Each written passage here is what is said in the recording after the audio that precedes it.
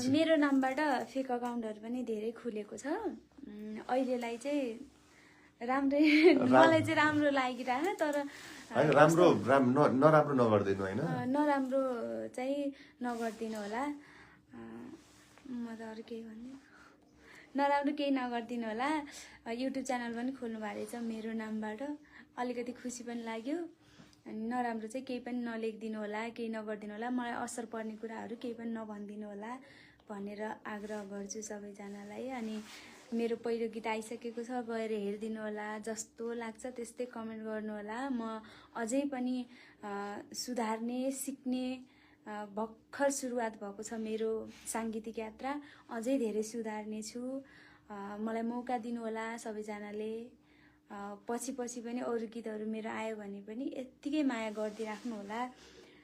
एकैचोटि माथि एकैचोटि तल पुर्याउने पनि यस्तो भइरहेको छ। त्यस्तो जमात चाहिँ धेरै छ। त्यस्तो चाहिँ नगरिदिनु होला। सधैँभरि माया गरिदिनु होला। मैले पनि सधैँभरि हजुरहरूलाई माया गरिराख्ने छु।